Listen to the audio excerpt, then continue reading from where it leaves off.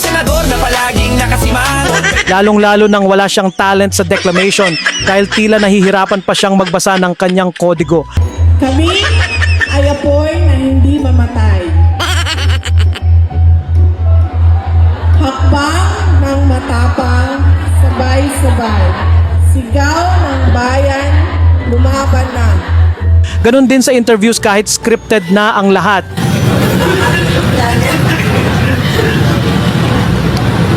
Kasi wala naman yan sa listahan ng mga So for today's episode, umiyak na lang ang Gaga at nagdrama para sa kanyang kulto.